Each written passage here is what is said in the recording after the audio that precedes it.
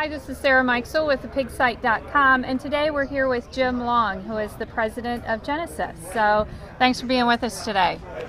Tell us a little bit about some of the global trends that you're seeing in the hog industry and how those are potentially impacting, the industry and Genesis. As we all know, the industry is impacted by global trade. Okay, everything is interconnected in our industry. Last week I was in Russia.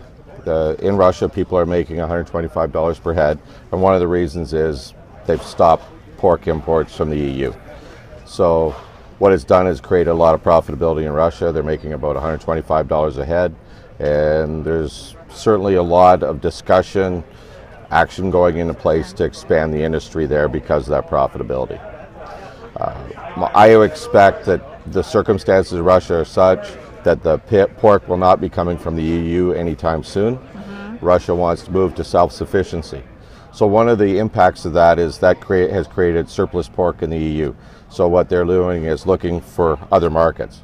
Fortunately, in my mind, for both North America and Europe, is there been a massive liquidation of sows in China.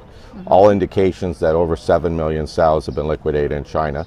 The supply of pork is decreasing. In context, 7 million sows is equal to the Canada-U.S. sow production, so it's a huge number. So I believe we're going to get a boost in the marketplace in both EU and North America from China needing to import pork. And I don't believe China will ever be able to recover their production base. So it'll be a long-term opportunities. In Russia last week, I met with companies that are looking at building on the Chinese border to supply pork to China. Their cost of production is very high in China, a lot of disease challenges. There'll be still more pigs in China than any place in the world, but there'll be a significant enough import of pork that'll impact our industry for a long time. And is that change in the structure in China, is that then due to disease issues, and what's really caused that major liquidation? They lost money. Okay. And there's two things. They were on negative margin. Corn's $10 a bushel. It's 3 times the price of the U.S. because of Chinese price supports from the government. They guarantee buying the corn for about $10 a bushel. So that drives up their costs. Diseases are an issue. But the other thing is China's going through the biggest migration of people from rural to urban in the history of the world. There's approximately 20 million people leaving the rural areas of China going to live in the cities every year. And a lot of those people had pigs in their backyard. When they go to the city, they get rid of the pigs. There's a huge structural change going on. The other thing is the impact of food safety.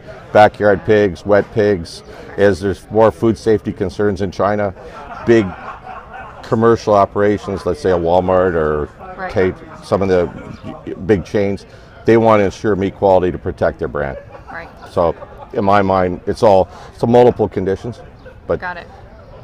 Kind of the perfect storm. You hate to say that word, but yeah, for China anyways, it's definitely changed their structure. Absolutely. Very good. Well, thank you so much for your time today, Joe. Thank you. My pleasure. Very good.